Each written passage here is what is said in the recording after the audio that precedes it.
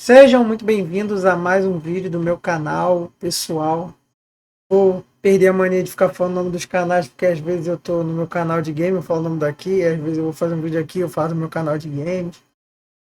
Então, sejam bem-vindos ao meu canal pessoal, número um, número 2, sei lá. Como é que vocês estão? Vocês estão bom?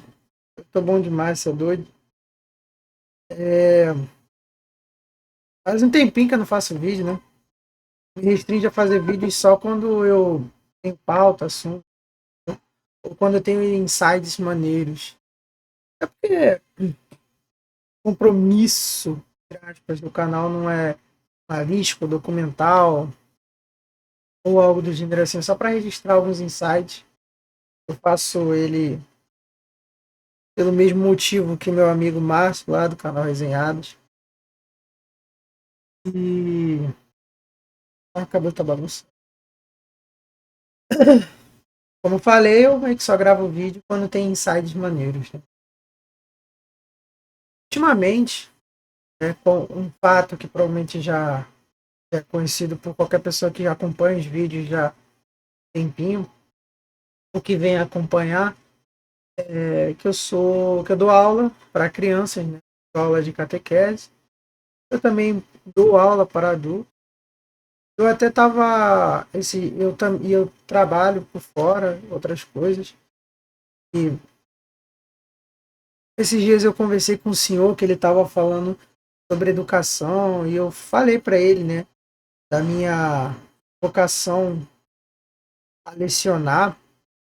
Eu lembro que ele puxou esse assunto assim. A gente estava falando de várias coisas quando eu falei da minha questão vocacional e não necessariamente religiosa, mas assim por alto mesmo, vocacional de sentido de vida mesmo.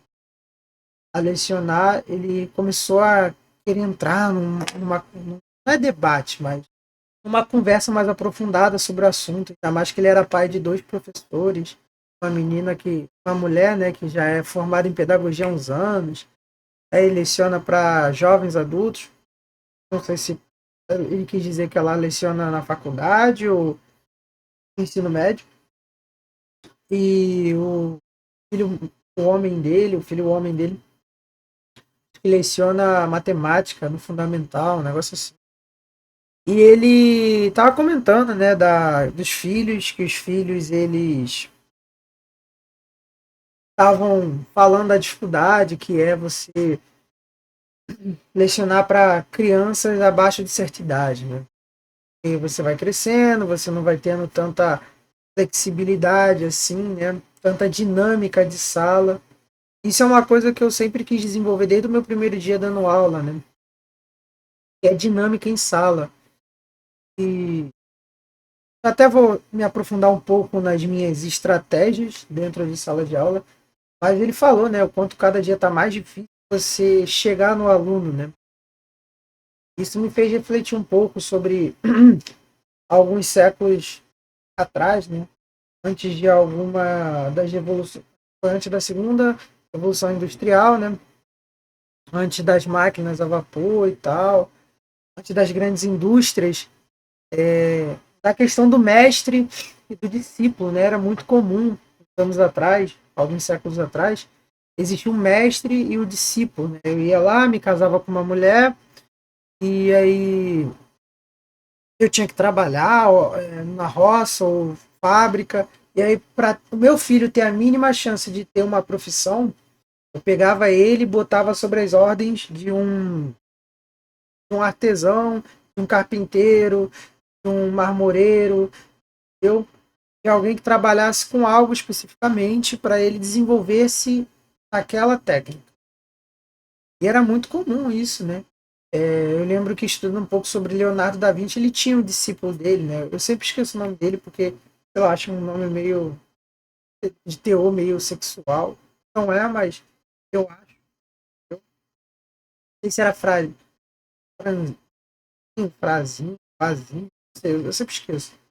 De todo modo, ele tinha lá o discípulo dele, uma coisa que acontecia, não posso arriscar dizer a dizer bastante frequência, mas uma coisa que não era tão incomum assim era a questão de existia a famosa pederastia, né? Então, o mestre, naquele convívio diário com o discípulo, desenvolvia ali uma intimidade que, né, podia evoluir para uma intimidade sexual.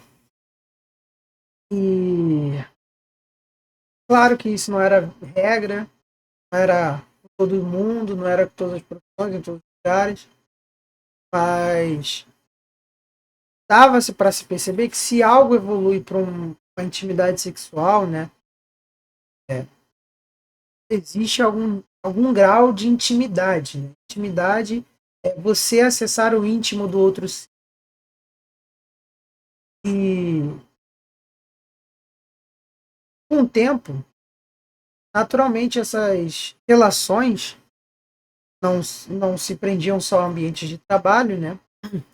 Mas também a ambientes educacionais, instituições e mais.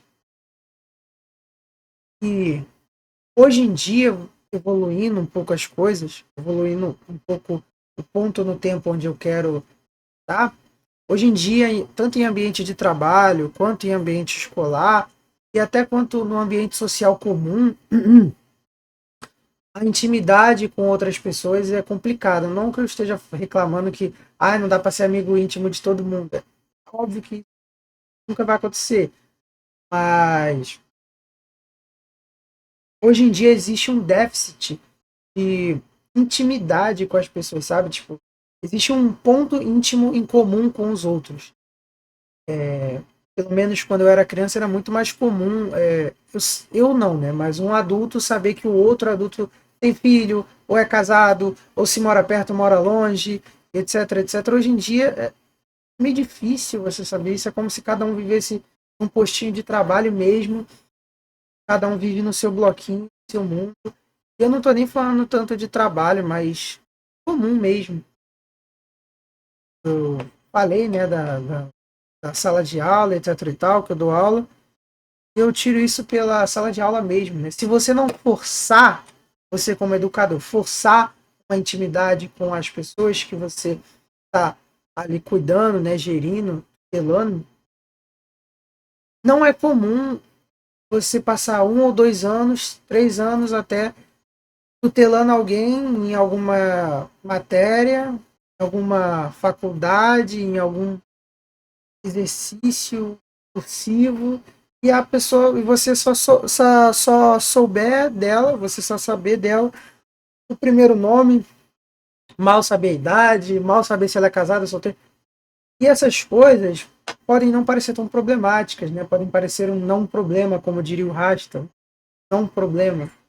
Mas com o tempo, você vai percebendo que essa falta de mini conexões, de mini redes de apoio, também como nomeado na psicologia, faz você também ter dificuldades em criar redes de apoio mais sólidas.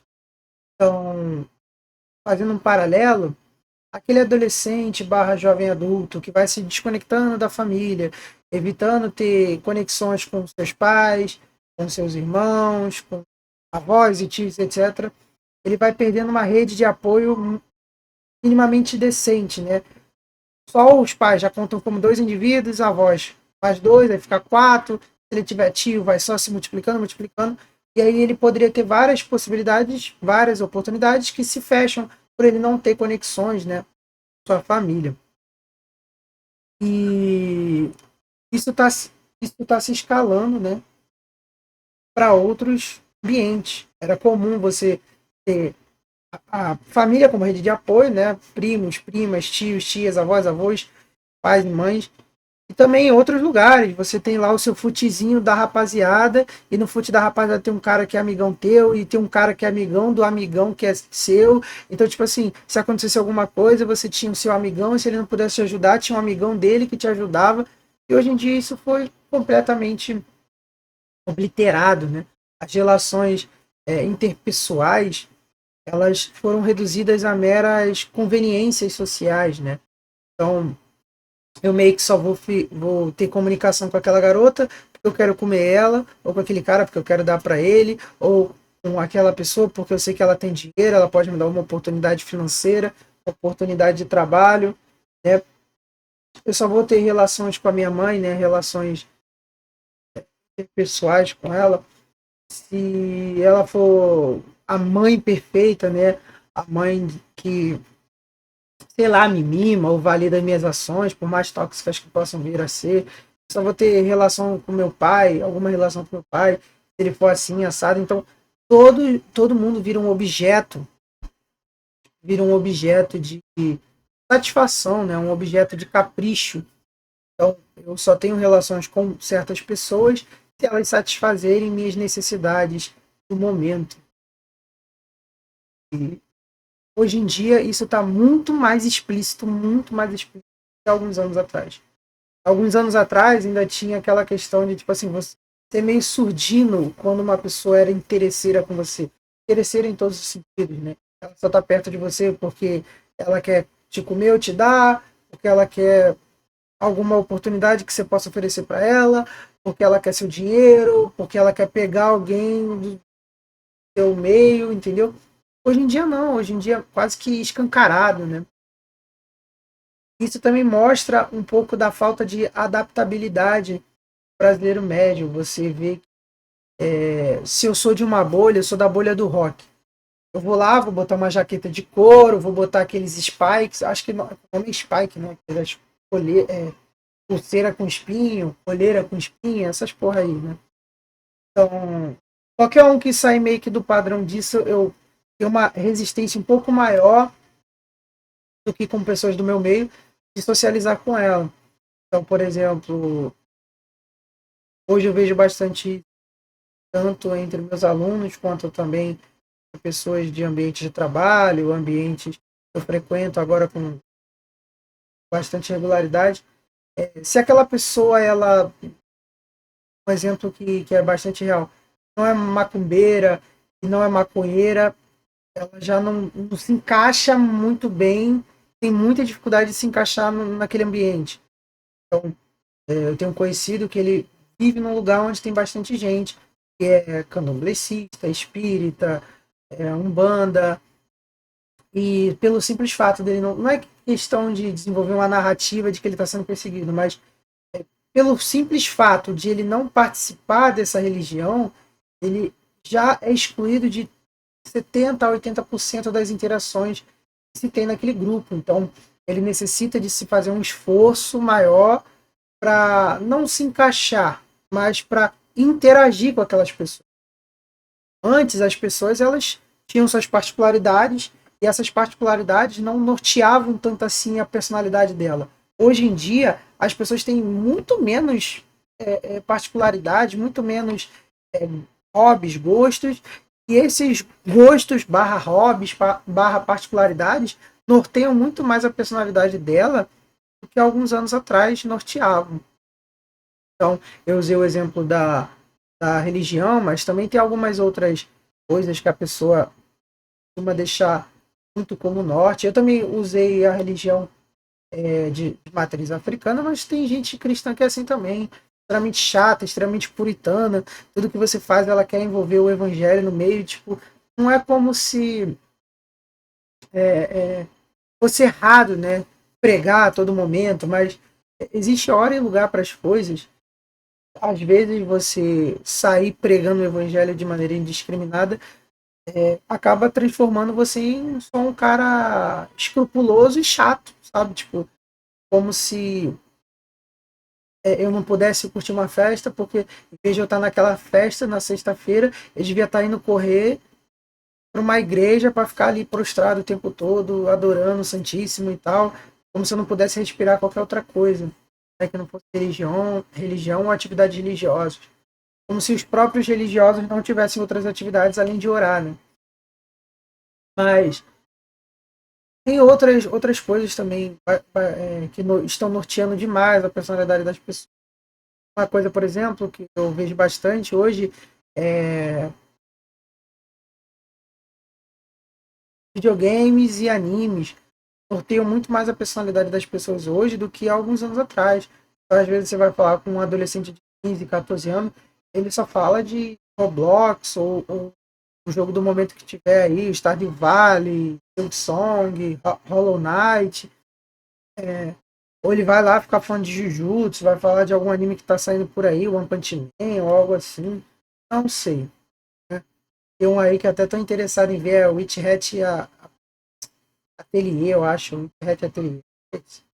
Mas, entendeu? Às vezes você vai chegar naquela bolha, e aquela bolha, e bolha que eu falo não é necessariamente bolha do Twitter, mas as bolhas sociais, né? Elas estão cada vez mais reclusas e específicas. Você tem que gostar ou tem que ser bastante simpatizante a uma causa, a um gosto, a um hobby, para você participar das interações sociais daquelas pessoas. As panelas são cada vez menores, menores no sentido de tipo, mais concentradas, mais sensíveis, né? Então, ela não é que elas estouram, mas elas rechaçam coisas que não são da bolha com muito mais facilidade do que há um tempo atrás. Há um tempo atrás você conseguia ainda tirar um lero com hipster, talvez curtir um som com um roqueiro, e não paga. Hoje em dia as pessoas estão muito mais divididas como se fossem classes de RPG mesmo, sabe? O cara, ele veste a skin do pagodeiro e ele vive o pagode. Ele veste a skin do rock, ele vive o rock. Ele veste a skin do bolsonarista, ele vive o bolsonarismo. Ele veste a skin da viadagem e vive a viadagem, LGBTismo. E é isso, entendeu? O cara veste a skin intelectual, né? Ele morre, literalmente. Eu não tinha pretensão de citar uma pessoa, mas acaba que foi bem específico. Falei, mas a pessoa morre naquela skin, entendeu? Então, é uma falta de adaptabilidade, né? Buscar conhecer novos lugares, novas áreas e novos jeitos de ver o mundo. Apesar de hoje em dia se falar tanto em diversidade, eu vejo que as pessoas hoje em dia são as menos diversas possíveis. Cada um se fecha dentro de uma bolha, vive um microcosmos egocêntrico, né? Sempre voltado para si. Ai, porque eu gosto disso, então vou ficar falando disso, disso, disso. Só vou falar com as pessoas sobre isso, isso, isso. Então, tipo, tudo se fechou a um simples assunto, a uma simples maneira de ser e de ver, né? Qualquer coisa que saia um pouco disso já é motivo de ser rechaçada, de ser indiscriminada. Isso não é um papo vazio sobre racismo ou sobre preconceito. Não é nada disso, é uma falta de tato social mesmo. Eu canso de ver pessoas da minha idade, mais jovens e até mais velhas, com dificuldades sérias de se expressar, com dificuldades sérias de se comunicar, interagir socialmente, se não for falando jargões ou agindo de maneira extremamente infantil e necessitando que a outra pessoa adira a isso, né? Seja aderente a isso. Então, é muito comum ver as pessoas brincando e falando memes e piadas, e tudo bem falar isso, mas você vê que a comunicação ela meio que se reduz a isso. Eu sou um cara que não sou um exemplo em comunicação, eu não sou um exemplo em adaptabilidade social, né? Mas eu gosto muito do assunto comunicação e eu percebi essas coisas aos poucos, quando eu estava também vendo sobre o assunto né? As gírias com a geração Z, né? Com a Gen Z, com a Gen Alpha, e como ela fere bastante as habilidades sociais dessas gerações. Eu brinco bastante com meus alunos, principalmente os menores de idade, com essa questão do Six Seven, com forma aula e etc. E eles entendem, eu uso isso como ferramenta para eles me entenderem. Mas eu percebo que eles têm uma dificuldade quando eu vou falar de assuntos sérios. Então, eu tento mesclar, sempre de maneira caridosa, uma comunicação mais moderna para explicar coisas não tão complexas, ou até mesmo complexas. Eu estava falando que ia citar minhas estratégias. É como se eu fosse um pedagogo foda, é como se eu fosse um professor exímio, né? Honorável, mas o que eu gosto pensar, né, o que eu gosto, perceber é como eu me comunico com eles. Eu gosto muito de ficar relembrando a aula que eu dei para alguém, ou se eu der uma palestra também, eu gosto, ou naturalmente ficar relembrando uma palestra, uma pregação. Eu não sou pregador, mas tipo, já me apareceu algumas oportunidades de pregar, eu preferi não fazer. Mas, naturalmente, você monta esses discursos. Isso era para ser uma coisa até estudada nas escolas. Mas, infelizmente, no nosso ensino, não, isso provavelmente é uma possibilidade bem remota. É. Mas eu já li alguns discursos, lendo alguns livros sobre argumentação e tal, lógica. É interessante quando você vê que um cara ele monta o discurso já com aquela estratégia, falar certas coisas em certos momentos para tocar as pessoas ou para explicar certas coisas. Eu gosto bastante da questão de explicar. Como, por isso que eu sei que, que a minha vocação se aproxima muito da, da profissão que leciona, ou seja, professor, mestre. Uma das estratégias que eu uso, as estratégias que eu geralmente tem a ver com comunicação verbal. Então, não gosto tanto de, não posso falar, gincana, de. Como é que as pessoas falam? Não é exemplo, é atividade. Pode ser atividade, pode ser. Fazer uma atividade em grupo, etc. Eu não gosto dessas coisas, eu gosto mais de comunicação verbal. Eu uso atividades nas minhas aulas, nos encontros ou coisas assim. Mas eu gosto bastante da comunicação verbal.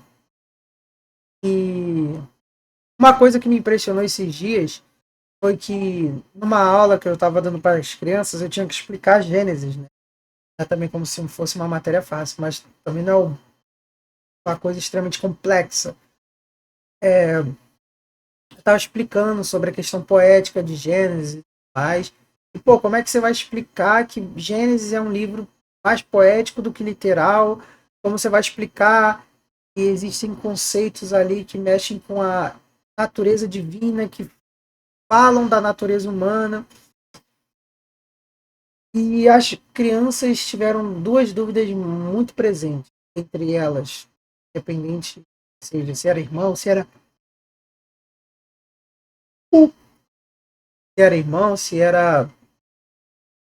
só colega de classe, mas todos eles tiveram questões relacionadas à onipresença de Deus e à natureza feminina. Ah, porque a mulher ela foi descrita assim na Bíblia. A da mulher eu tive que ser mais literal e não pude usar tantas analogias modernas. Né? A comunicação não foi tão moderna, foi bem mais direta. Eu confiei na capacidade deles de entenderem. Agora, relacionada à onipotência de Deus, eu sei que eles não têm repertório literário, eles não têm repertório poético. Então, se eu, por exemplo, é um exemplo aqui, falar que Deus é como o vento que norteia toda a realidade, né? Que Deus na realidade é como se fosse o vento na terra e etc e tal, provavelmente ficaria algo extremamente distante. Essas coisas mais poéticas da natureza não estão no imaginário deles. Então, o que que eu usei? Eu usei o Alien X do Ben 10, aquele alien todo preto. Não é preto, ele é transparente, ele tá no universo. Apesar que quando ele tá na Terra também ele tem a mesma skin, né? Tipo, é um corpo opaco, cheio de estrelas, né? E aí eu falei que Deus é como se fosse o Alien X, ele tem todo o poder de criação e de molde, mas ele obedece a uma regra, e a regra de Deus é sempre a regra da razão, da ordem. Então, eu já meio que já ali, já plantei a sementinha para casa um dia eles vêm com aquelas perguntas cretinas. Ah, se Deus é todo poderoso, porque ele pode criar uma pedra que ele não consiga levantar? Senão ele não é, senão ele não é todo poderoso, onipotente. E se ele conseguir criar a pedra, ele também não é onipotente, porque a pedra é mais forte que ele. Então, ali eu já fui plantando a sementinha da razão, fui plantando no imaginário deles. E usei o Alien X do Ben 10 para explicar a onipotência de Deus. Né? Não estou falando isso para me gabar, para falar, como eu sou foda, isso e tal. Mas eu usei um elemento moderno, que não necessariamente tem a ver com memes, mas poderia ser um meme. Linkei isso a um conhecimento tradicional, um conhecimento antigo, bem transcendental, né? É um conceito religioso que muda seu estilo de vida. Quando você começa a pensar em Deus e não um boneco de jogador de The Sims que fica gerenciando a vida dos outros, mas sim como um ser que está presente a todo momento, né?